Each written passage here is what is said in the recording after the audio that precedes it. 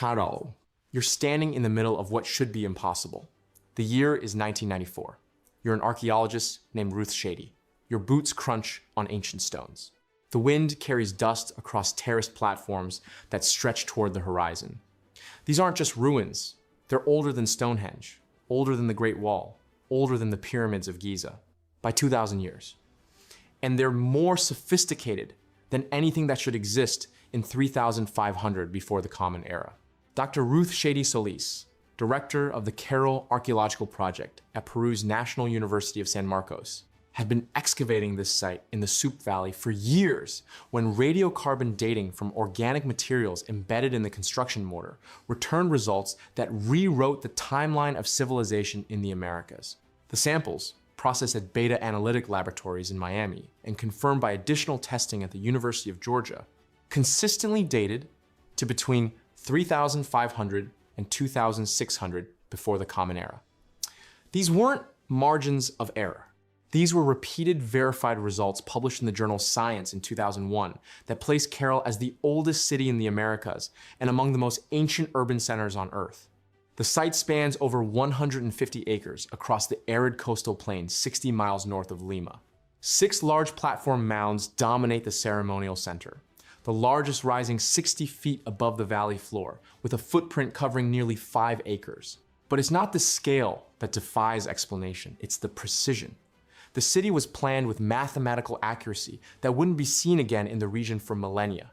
Streets run in perfect cardinal alignments. Residential districts are organized in clearly defined sectors. The main plaza measures exactly 510 feet by 390 feet, oriented to astronomical phenomena with precision that rivals later Incan achievements. Most remarkably, every major structure demonstrates sophisticated earthquake-resistant engineering. The platform walls incorporate a system of flexible foundation stones called shikra, woven reed baskets filled with rocks that absorb seismic movement. When earthquakes strike, the buildings sway rather than collapse. This technology wouldn't be rediscovered by engineers until the 20th century, yet Caral's architects mastered it 5,000 years ago in one of the most seismically active regions on the planet. The archaeological record reveals no fortifications, no weapons, no evidence of warfare or violent conflict, no palaces or obvious elite residences suggest rigid social hierarchies. Instead, the city appears to have been organized around collective ceremonial activities, trade networks that extended from the Amazon to the Pacific, and astronomical observations that governed agricultural cycles. Excavations have uncovered sophisticated irrigation systems, textile production facilities, and musical instruments including 32 flutes carved from condor and pelican bones, some still capable of producing clear tones after 5 millennia. The mainstream explanation positions Caral as an early example of complex society development, driven by agricultural surplus from irrigated farming and marine resources from the nearby coast. Archaeologists propose that the combination of fertile river valley conditions and rich Pacific fishing grounds allowed sufficient population density to support specialized labor and monumental construction. The peaceful nature of the society, they argue, reflects successful resource management and cooperative social organization that made warfare unnecessary. But this explanation struggles with the technical sophistication that appears fully formed in the archaeological record. The earthquake-resistant construction techniques show no developmental stages. They appear complete and masterful from the earliest layers. The astronomical alignments demonstrate mathematical knowledge and observational capabilities that typically develop over centuries of accumulated learning. The urban planning reveals organizational principles that wouldn't emerge elsewhere in the Americas for over 2,000 years. Most puzzling, the entire complex was mysteriously abandoned around 1,800 before the Common Era, with no clear evidence of environmental catastrophe, invasion, or gradual decline. Recent analysis by Dr. Shady's team has identified additional anomalies that complicate conventional explanations. Geoglyphs discovered near the site using satellite imagery show geometric patterns visible only from significant altitude. Stone circles within the ceremonial areas align with stellar configurations that wouldn't be mapped by other cultures until much later periods. Most intriguingly, organic residues found in ceremonial vessels have been identified as containing compounds not native to the region, suggesting trade networks or knowledge systems that extended far beyond what should have been possible for the period. Who possessed the knowledge to engineer earthquake-resistant buildings 5,000 years ago? How did a society with no written language coordinate construction projects requiring mathematical precision? Why does a civilization this advanced appear suddenly in the archaeological record, with no clear developmental predecessors?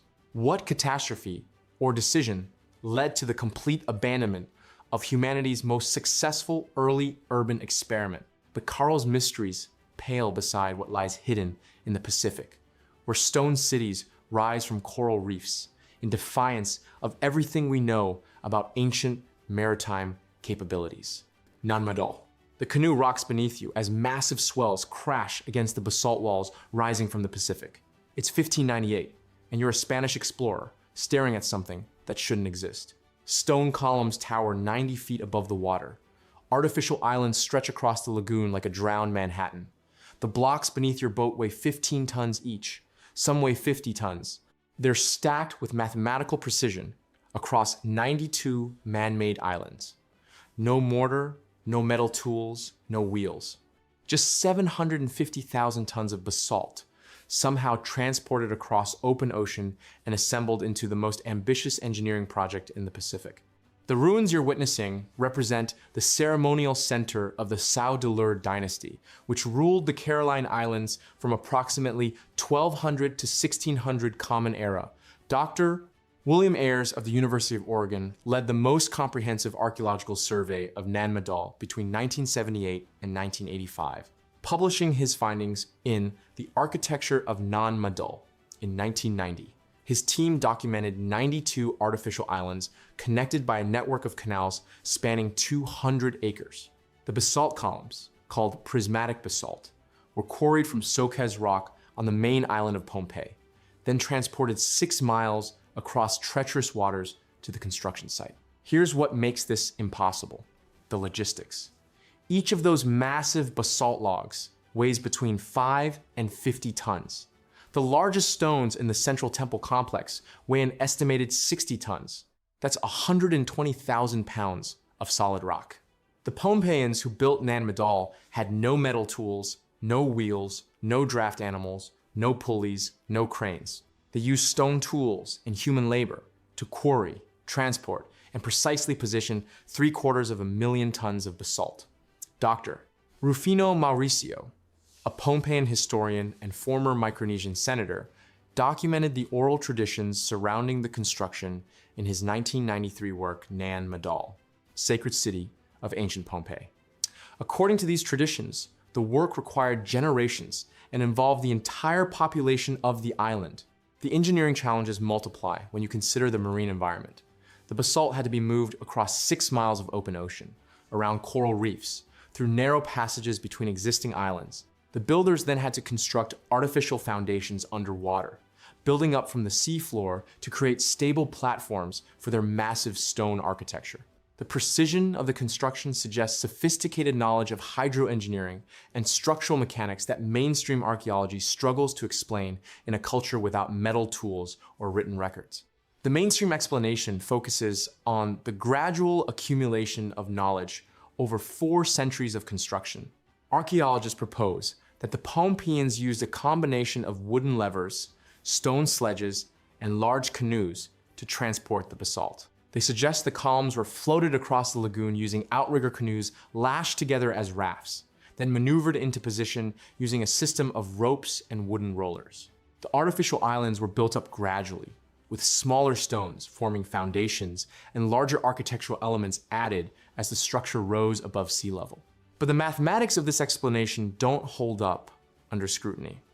Naval architect and marine archaeologist Dr. Scott Fitzpatrick calculated the buoyancy requirements for floating 60-ton basalt columns in his 2003 study published in the Journal of Island and Coastal Archaeology. His analysis showed that the largest stones would require rafts measuring over 100 feet in length with specialized ballasting systems far beyond the documented technological capabilities of medieval Pohnpeians.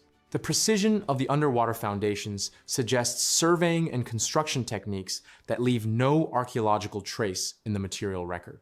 Some researchers suggest alternative explanations. Dr. David Hatcher Childress proposed in his 1998 book, Ancient Micronesia and the Lost City of Nan Madal, that the builders possessed advanced knowledge of acoustic levitation or other technologies not preserved in the archaeological record.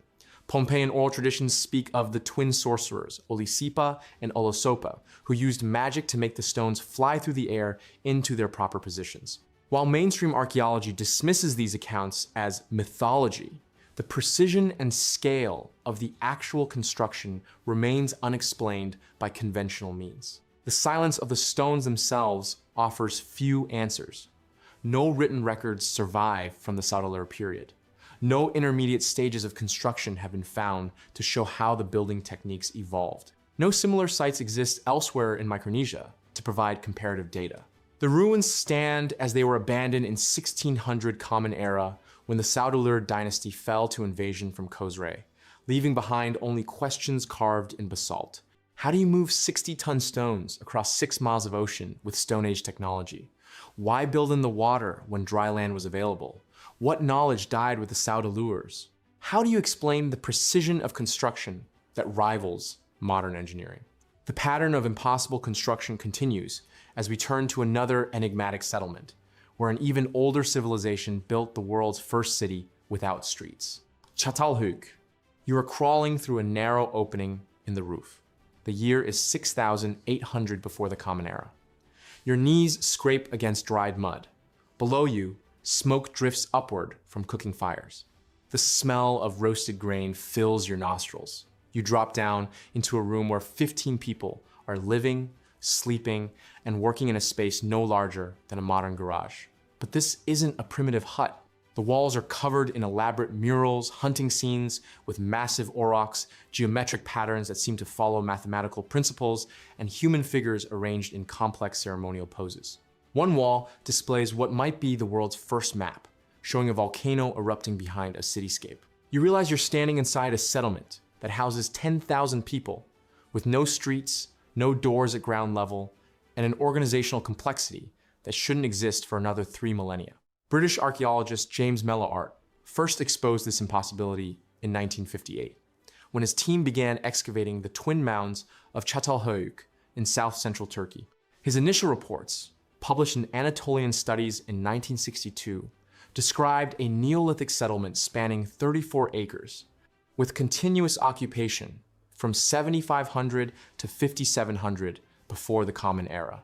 Stanford University's Ian Hodder, who took over excavations in 1993, has documented over 400 buildings arranged in a honeycomb pattern, each accessed only through roof openings connected by wooden ladders.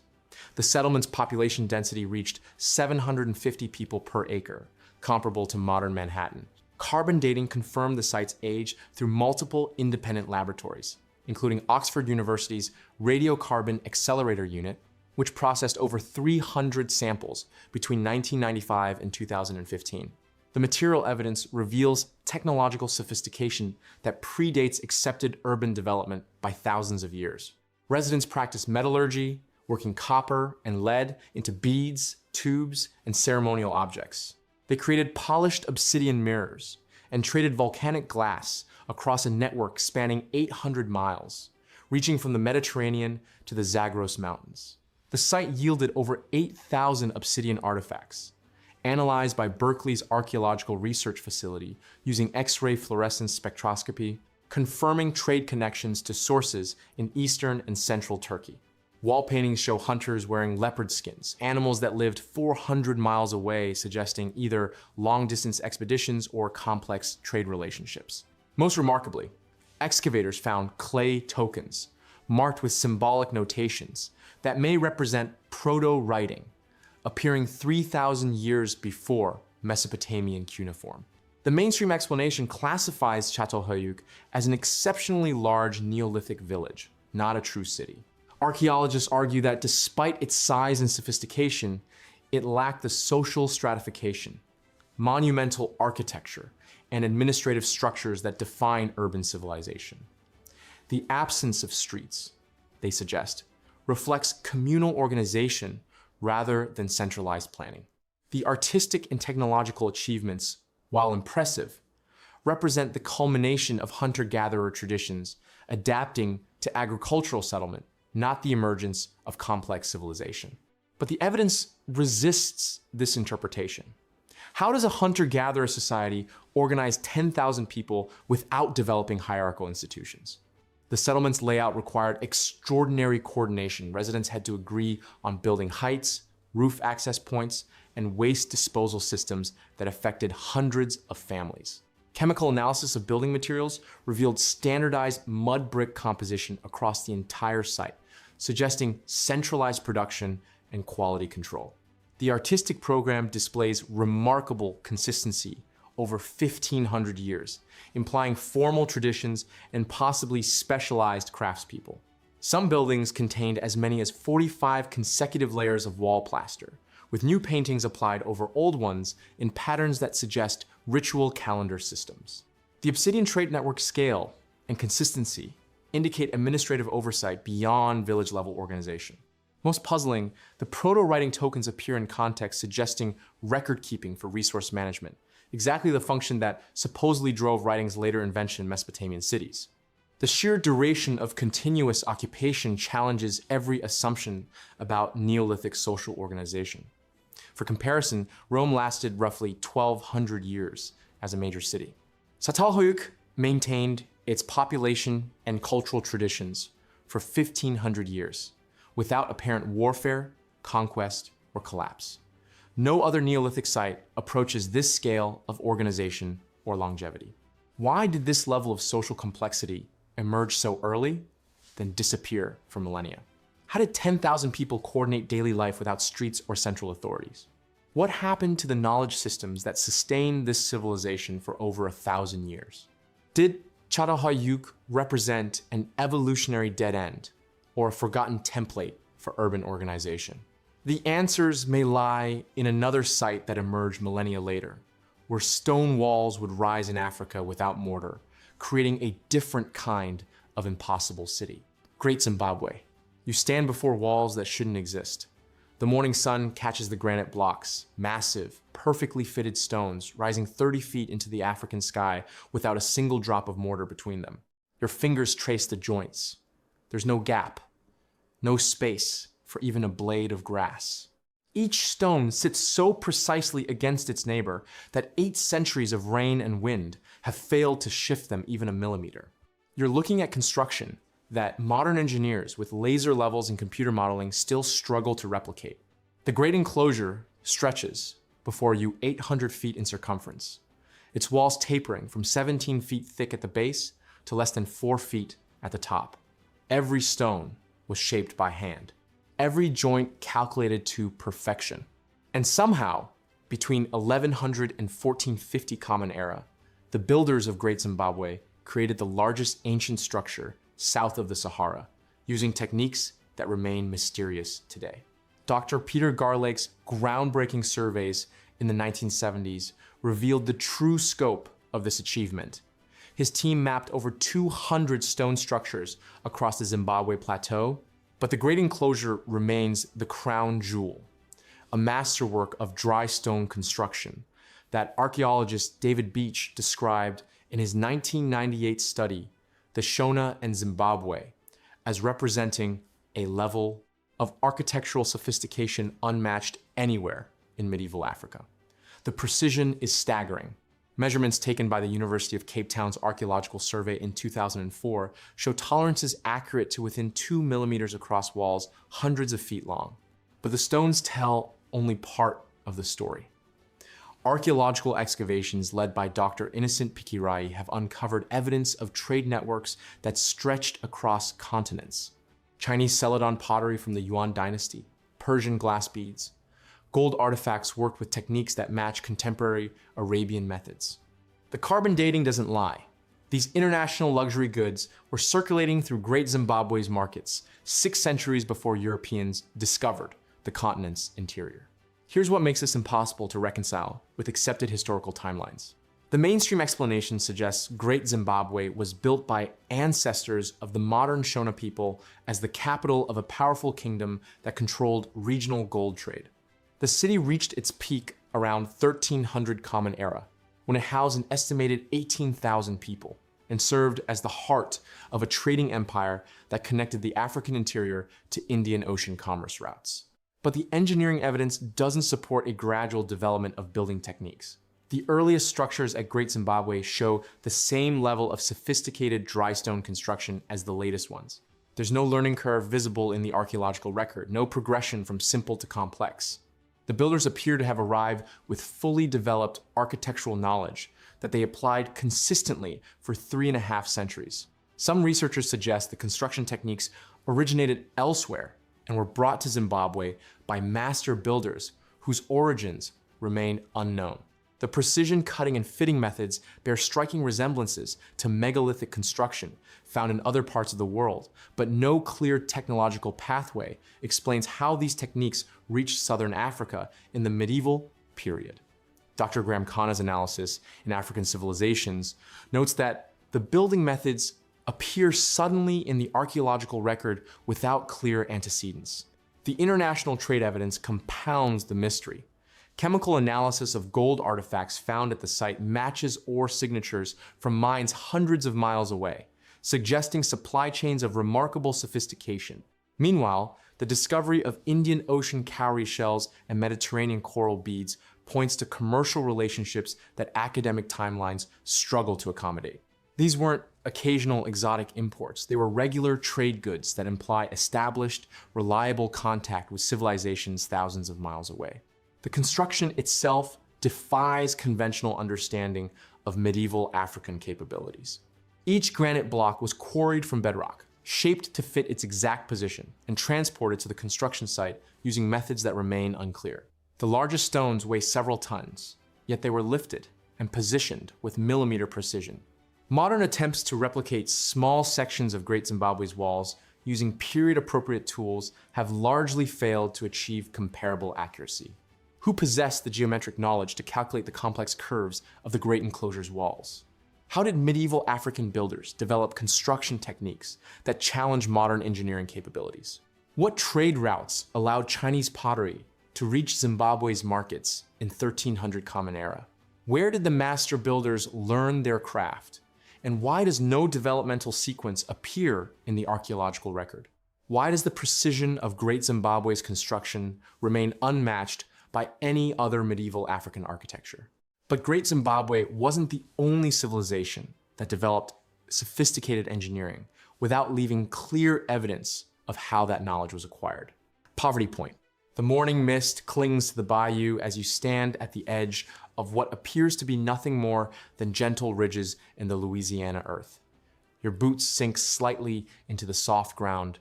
The air smells of cypress and ancient mud. You're looking at what archaeologists call the most sophisticated prehistoric earthwork complex in North America. What you're actually seeing shouldn't exist. Not here. Not built by people who supposedly never learned to farm. The ridges beneath your feet form a perfect octagon. Each earthen wall runs for hundreds of meters. The entire complex spans 2.4 kilometers across. The mathematics required to engineer this pattern would challenge modern surveyors. Yet, according to every textbook, the people who built this were simple hunter-gatherers who wandered the Mississippi Delta 3,700 years ago. Dr. John Gibson of the University of Louisiana first mapped the complete structure in 1984, publishing his findings in Poverty Point, A Culture of the Lower Mississippi Valley 2 years later. Using ground-penetrating radar and aerial photography, Gibson's team revealed 6 concentric octagonal ridges, each precisely positioned. The outer ring measures 1.3 kilometers in diameter. The ridges themselves rise 4 meters above the surrounding floodplain and measure 30 meters across at their base. Archaeological surveys conducted by the Louisiana Archaeological Society between 1995 and 2003 confirmed that construction required moving approximately 750,000 cubic meters of earth, all moved by hand, basket by basket. Dr. Diana Greenlee of Louisiana State University's Department of Geology analyzed soil samples from the ridges in 2007. Her published research in geoarchaeology, an international journal, demonstrated that the builders selected specific clay compositions for different sections. The eastern ridges contain clay with higher sand content for better drainage. The western ridges use pure clay for water retention. This wasn't random construction. This was engineering. The site's astronomical alignments compound the mystery. Dr. William Romaine of the Cleveland Museum of Natural History spent 4 years mapping sightlines from the ridges.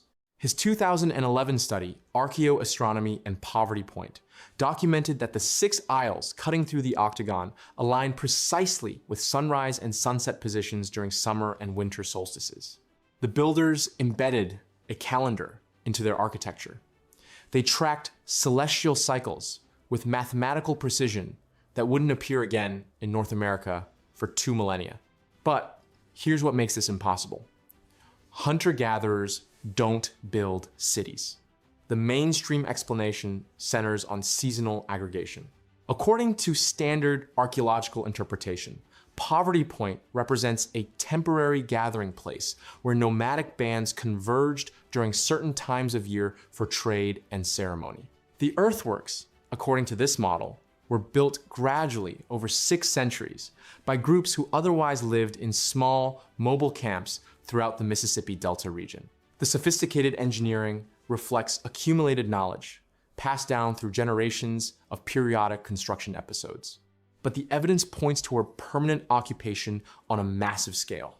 Excavations led by Dr. Thurman Allen of Northeast Louisiana University. Between 2009 and 2014, uncovered residential areas, specialized workshops, and storage facilities throughout the ridge system.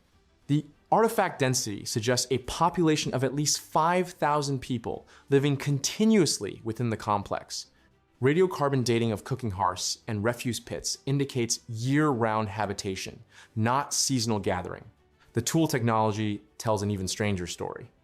Poverty Point artisans created specialized implements from raw materials sourced across half the continent. Arkansas, novaculite. Ohio flint, Appalachian copper. Wisconsin, galena. Michigan, hematite. The trade networks required to move these materials over thousands of kilometers demand permanent administrative centers and full-time specialists. Hunter-gatherer bands don't maintain transcontinental supply chains. Some researchers suggest we're looking at the earliest urban center in North America. Dr. Rebecca Saunders of Louisiana State University argues that Poverty Point represents a complex chiefdom society that developed independently of agricultural origins. Her 2016 analysis proposes that abundant natural resources in the Mississippi Delta supported dense populations without farming, allowing for social stratification, and monumental architecture typically associated with agricultural civilizations. The lithic workshops provide the most compelling evidence for urbanism. Specialized craftsmen produced millions of stone tools using assembly line techniques. Different areas of the site focused on distinct stages of tool production: raw material processing in the outer ridges, initial shaping in the middle rings, final finishing in workshops near the central plaza. This level of production specialization requires permanent residents, not seasonal visitors. Yet no evidence of agriculture exists at Poverty Point. No corn, no beans, no squash. The inhabitants harvested wild plants, fished the rivers, and hunted game. They built a city without farming. They created urban civilization 1,000 years before it supposedly developed in North America. How do nomadic hunter-gatherers engineer perfect octagons spanning kilometers? Where do they acquire the mathematical knowledge to align earthworks with celestial events? How do they organize thousands of workers without agricultural surplus to support them? What kind of society builds cities before learning to farm? Why does this level of sophistication disappear from the archaeological record for the next 1,000 years? The secrets of Poverty Point lie buried in Louisiana mud. But halfway around the world, another impossible achievement waits beneath the ground in Turkey. Derinkuyu. You strike the match and watch the flame flicker in the absolute darkness, 18 levels beneath the surface of Cappadocia. The air should be stale down here, suffocating. You're 300 feet underground in a chamber that hasn't seen daylight in over 2,000 years. But you breathe easily. The air moves past your face in a gentle current, carrying the flame sideways. Somewhere in this labyrinth of tunnels, a ventilation system older than the Roman Empire is still working perfectly. The discovery of Derinkuyu began in 1963, when a Turkish homeowner in the village of Derinkuyu knocked down a wall in his basement and found a tunnel. What he had stumbled upon was the entrance to the largest underground city ever discovered, carved entirely from volcanic rock sometime between the 8th and 7th centuries before the Common Era. Turkish archaeologist Ömer Demir led the initial excavations, documenting a subterranean metropolis that extended 18 levels deep and could house 20,000 people indefinitely. The excavation reports published by the Turkish Department of Culture and Tourism between 1965 and 1972 revealed the staggering scope of the engineering. The complex contains over 600 entrances from houses above ground. It includes stables, wine cellars, storage rooms, chapels, schools, communal halls, and even a sophisticated sewage system. The tunnels stretch for miles in every direction, connecting to other underground cities across the region through passages tall enough for a person to walk upright. But here's what makes Derinkuyu impossible to explain with our understanding of ancient engineering capabilities: the ventilation system. The complex contains over 15,000 ventilation shafts, some plunging the entire 300 feet from surface to bedrock. These aren't simple holes. They're precisely engineered airways that create a circulation system, maintaining constant airflow throughout every chamber, every level, every tunnel. Modern ventilation engineers studying the system have found that it maintains optimal air quality even when all 20,000 residents would have been sealed inside during siege conditions. The mainstream explanation attributes Derinkuyu to the Phrygians, who carved the initial chambers as protection from Assyrian raids in the 8th century before the Common Era. Later inhabitants, including early Christians fleeing Roman persecution, expanded and refined the complex over centuries. The ventilation shafts were gradually developed through trial and error, with each generation adding improvements to ensure survival during extended underground stays. But the mathematics of air circulation don't support gradual development. Mechanical engineer Dr. Heinrich Müller, who studied the ventilation system for his 1993 paper in Underground Space Technology, calculated that the airflow patterns required precise understanding of pressure differentials, thermodynamics, and fluid mechanics. The shafts aren't randomly placed. They're positioned according to mathematical principles that ensure optimal air distribution using nothing but natural convection. The deepest chambers receive the same air quality as those near the surface. Some researchers suggest that Derinkuyu represents evidence of lost engineering knowledge. The precision of the ventilation system implies understanding of aerodynamic principles not rediscovered in Europe until the Renaissance. Dr. Bilge R., professor of architecture at Middle East Technical University, has argued that the complex shows evidence of master planning from its earliest construction phases, not gradual expansion. The city could be sealed at a moment's notice using massive rolling stone doors weighing over 400 pounds each. These doors could only be opened from the inside, creating an impenetrable fortress. But the real mystery lies in the sophistication required to keep 20,000 people alive underground for months at a time. The air circulation system alone represents engineering knowledge that shouldn't have existed in the 8th century before the Common Era. Storage rooms throughout the complex show evidence of advanced food preservation techniques. Wells dug to precise depths ensure clean water access. Communication shafts allow messages to travel between levels instantly. Every element of the city demonstrates not just survival thinking, but comfort engineering designed to maintain normal life far beneath the earth. Who possessed the knowledge to calculate airflow dynamics with such precision 3 millennia ago? How did Bronze Age engineers solve problems that challenged modern ventilation specialists? Why does this level of sophistication appear suddenly in the archaeological record with no evolutionary development? What other capabilities did these civilizations possess that we've lost to time? The stones of Derinkuyu guard their secrets as carefully as they once guarded their inhabitants, leaving us to wonder what other impossible achievements lie buried in the darkness below our feet.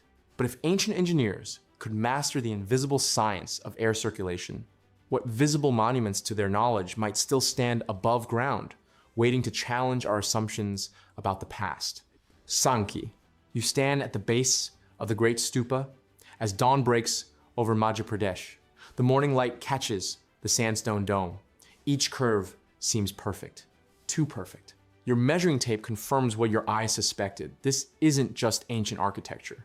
It's encoded mathematics made stone. The ratio of the dome's height to its diameter matches the golden ratio to 3 decimal places. The walking path circles at exactly 106 feet from center.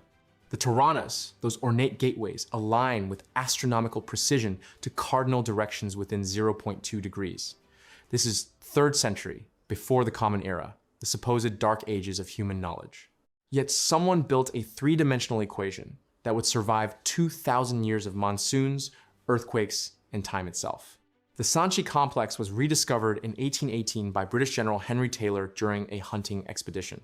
What appeared to be a simple Buddhist monument revealed layers of mathematical sophistication when archaeological teams led by Sir John Marshall began systematic excavations in 1912 through 1919. Marshall, Director General of the Archaeological Survey of India, documented his findings in a guide to Sanchi, published in 1936. His measurements, cross-verified by modern laser scanning conducted by the Indian National Trust for Art and Cultural Heritage in 2007, revealed proportional relationships that encode multiple advanced geometric principles simultaneously. The Great Stupa's dimensions follow what mathematicians call the cosmic proportion system. The dome's circumference measures 366 feet, matching the solar year in days. The height from ground to Chatri finial stands at 54 feet, encoding the radius of the inner walking meditation path. The 4 Toranas position themselves at exactly 90-degree intervals, but their internal decorative elements align to lunar declination angles calculated to within minutes of arc. Dr. Kapila Vatsyayan, former Joint Educational Advisor at the Ministry of Education and author of The Square and the Circle of Indian Arts, published in 1983, argued these proportions demonstrate knowledge of both spherical geometry and advanced trigonometry centuries before these mathematical concepts appeared in Greek texts. Here's what makes this impossible. The precision required for these calculations demands not just theoretical mathematical knowledge, but practical engineering capabilities that mainstream archaeology insists didn't exist in 3rd century before the Common Era India. The foundation stones, each weighing between 8 and 12 tons, were quarried from sites 27 miles away and transported without wheeled vehicles or draft animals large enough to move such loads. Yet they're positioned with tolerances measured in millimeters. The dome itself required understanding of compression forces, weight distribution, and seismic engineering principles. When the Great Madhya Pradesh earthquake of 1846, measuring 7.5 on the Richter scale, devastated the region, the Great Stupa remained undamaged.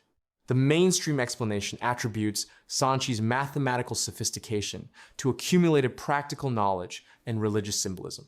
Buddhist architectural traditions, passed down through craft guilds, developed increasingly refined proportional systems over generations. The cosmic numbers 366, 54, and the cardinal alignments reflect Buddhist cosmological beliefs rather than advanced mathematical understanding. The engineering achievements resulted from empirical trial and error over centuries of Buddhist construction projects, not theoretical knowledge of physics and geometry. But the precision argues against gradual development. When Dr. Subhash Kak of Louisiana State University published his analysis in The Astronomical Code of the Rig Veda in 2000, he demonstrated that Sanchi's proportional system matches mathematical principles described in Sanskrit texts that predate the stupa by centuries. The Silba Sutras, geometric texts traditionally dated to 8th century before the Common Era, contain formulas for calculating pi, constructing right angles, and generating proportional relationships identical to those found at Sanchi. This suggests not empirical development, but application of existing mathematical theory. The earthquake resistance doesn't result from luck or gradual refinement. It requires understanding of harmonic frequencies and structural dynamics that wouldn't be formalized in European engineering until the 19th century. The stone itself holds secrets.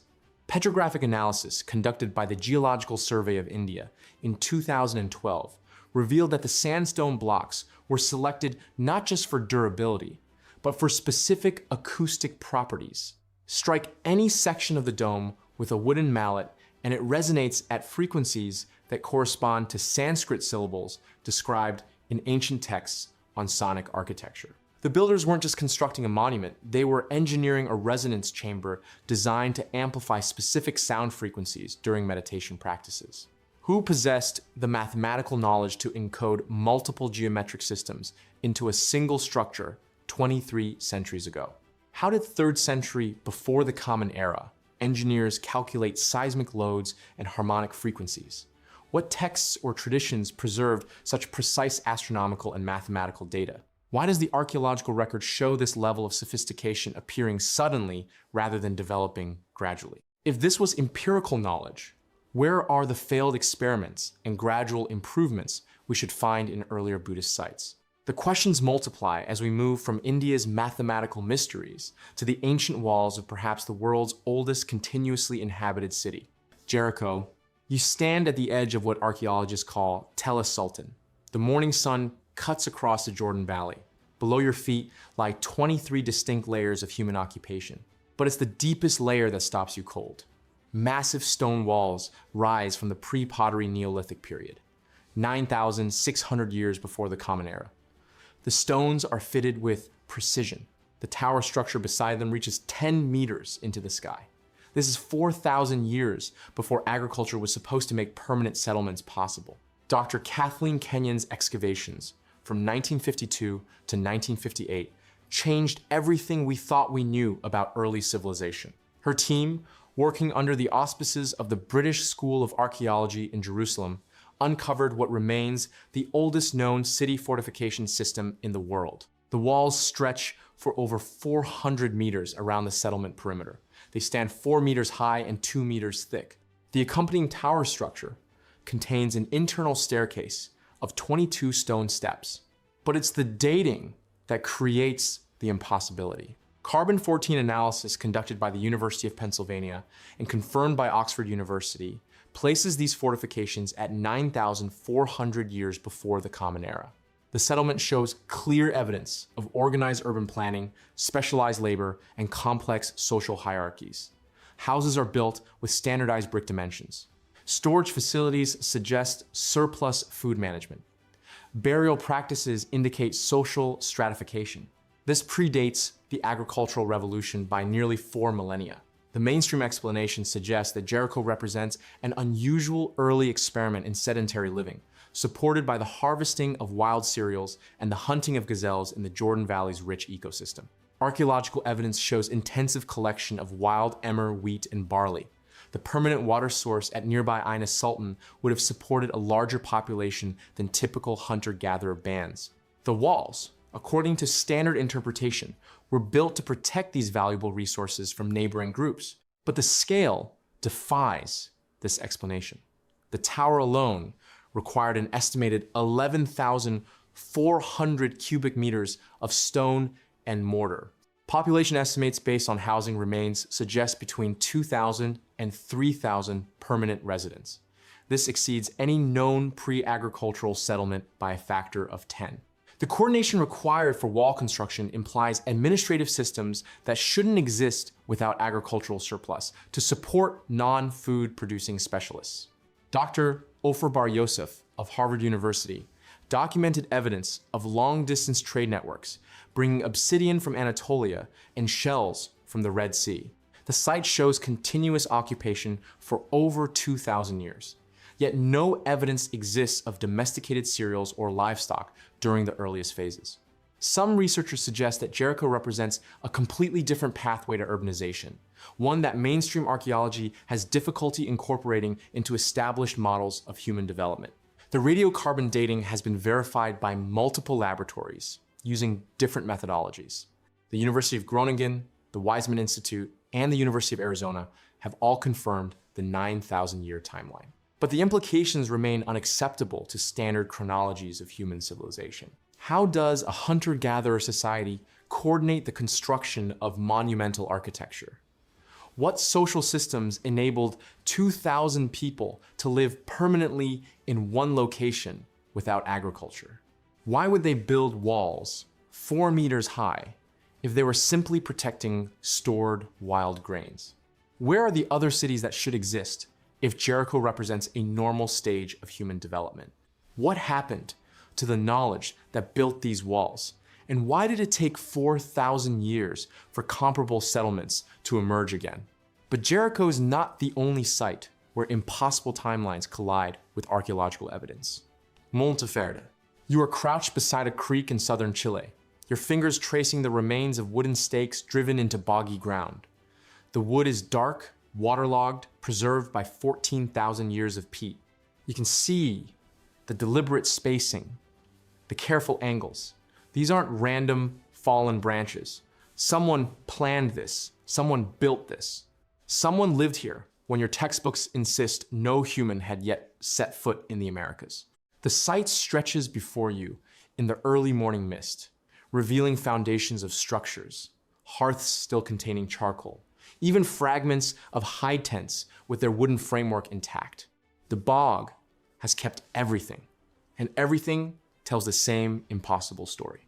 Dr. Tom Dillahay of Vanderbilt University first excavated Monte Verde in 1976, but it took decades for the archaeological community to accept what he found. The site, located along Chinchihuapi Creek in southern Chile, contained clear evidence of human habitation dating to 14,800 years ago. Radiocarbon dating performed by multiple independent laboratories confirmed these dates. The preservation was extraordinary wooden artifacts, organic materials, even footprints pressed into clay had survived in the oxygen-poor bog environment. The architectural remains revealed sophisticated construction techniques. Wooden foundations supported structures up to 20 feet long, with hide coverings stretched over carefully shaped wooden frames. Hearths were strategically placed both inside and outside these dwellings. Stone tools lay scattered in organized patterns around work areas. But most remarkably, the site contained evidence of systematic community planning, designated areas for toolmaking, food preparation, and communal activities that suggested organized social structures. Even more puzzling were the medicinal plants. Researchers identified 9 different species used for healing, including seaweed that could only have been obtained from coastal areas 40 miles away. Boldo leaves, effective against stomach ailments, came from forests 30 miles distant. Someone at Monte Verde understood not only the medicinal properties of diverse plants, but maintained trade networks across hundreds of miles of varied terrain. The mainstream explanation acknowledges Monte Verde as legitimate evidence of early human presence in the Americas, but places it within the framework of rapid coastal migration. According to this model, humans traveled down the Pacific coast of the Americas via watercraft around 15,000 years ago, reaching Chile just as the Ice Age was ending. The sophisticated architecture and plant use are explained as evidence of quick adaptation to new environments by already advanced hunter-gatherer societies. But this explanation struggles with several key pieces of evidence. The architectural complexity at Monte Verde suggests generations of accumulated knowledge about construction in bog environments, knowledge that would take considerable time to develop through trial and error. The systematic use of medicinal plants indicates deep familiarity with local ecosystems that extends far beyond what rapid colonization could produce. Most puzzling are the wooden tools shaped with techniques that appear nowhere else in the archaeological record of early American sites.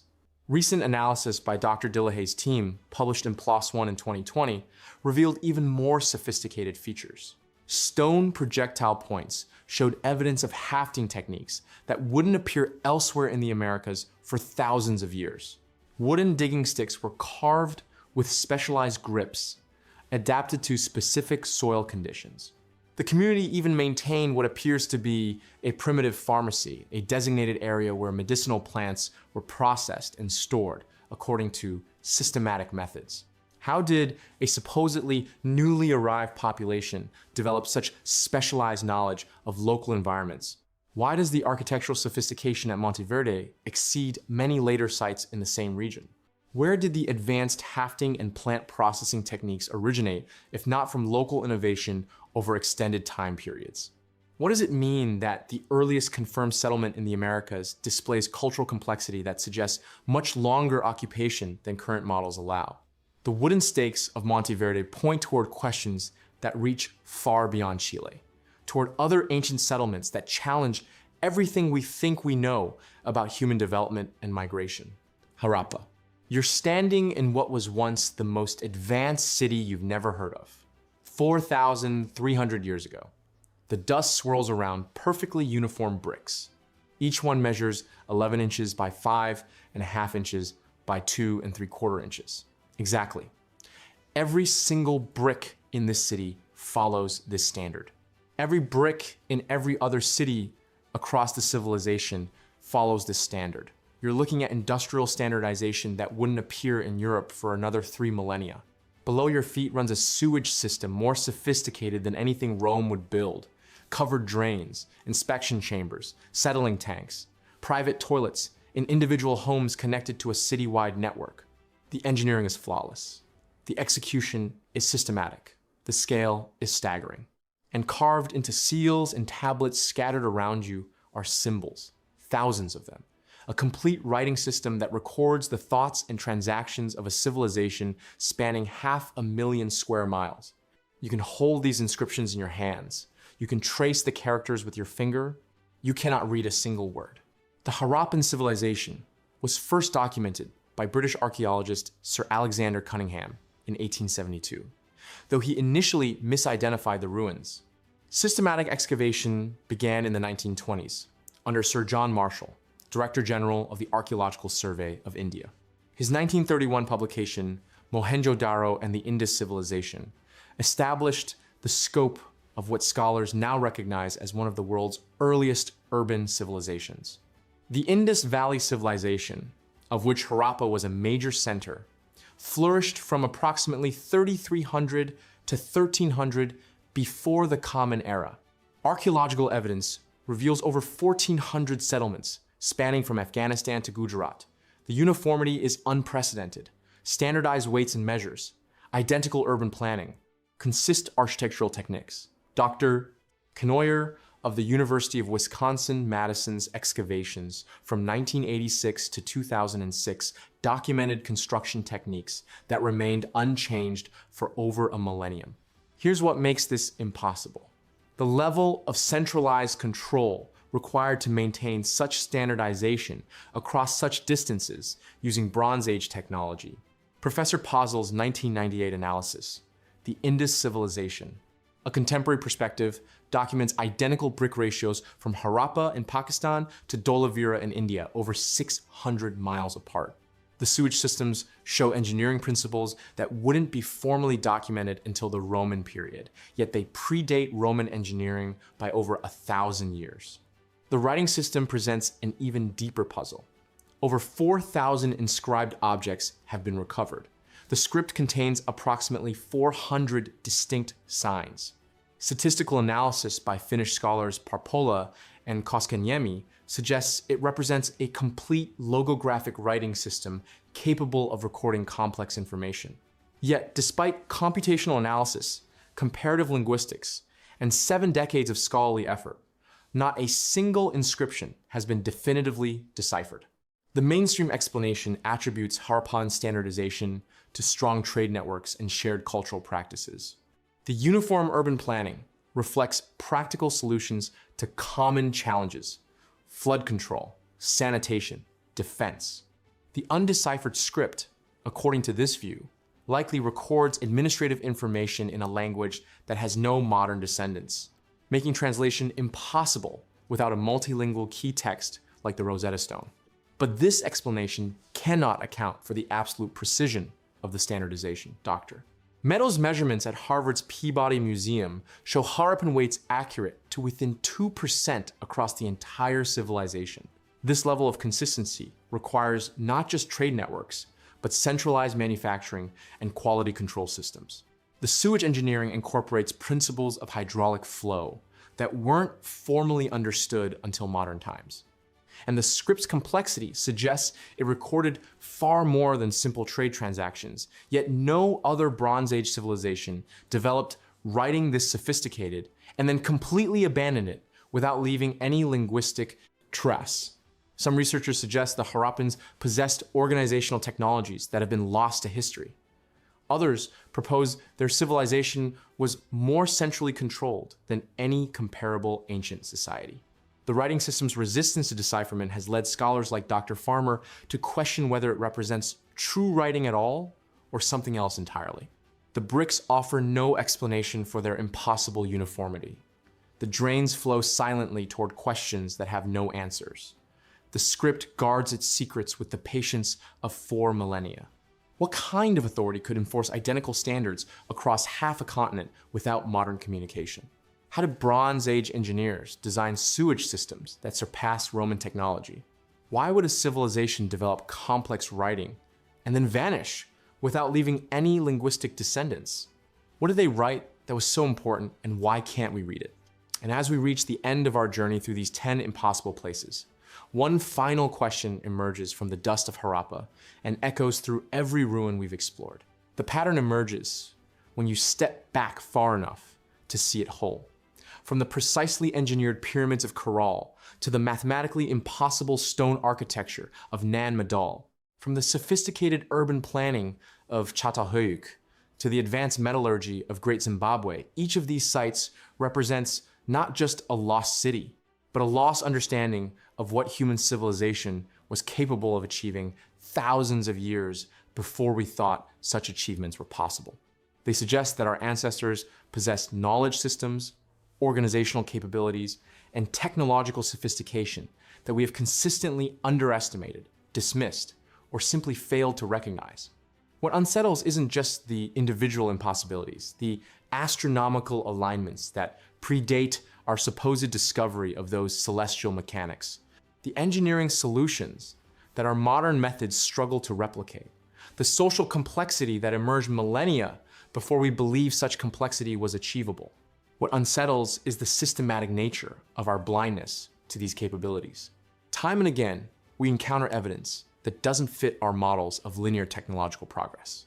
And time and again, we find ways to minimize, explain away, or ignore what we're seeing. The underground cities carved with precision we can barely match today. The astronomical observatories built by cultures we assumed were primitive. The global trade networks spanning continents before we thought such networks existed. Perhaps what we call lost civilizations were not lost at all. Perhaps they represent a different kind of human potential that we have forgotten how to see. Perhaps our assumptions about the past reveal more about the limitations of our present thinking than about the capabilities of our ancestors. The stones remain, the alignments endure. The mathematical precision persists in the archaeological record.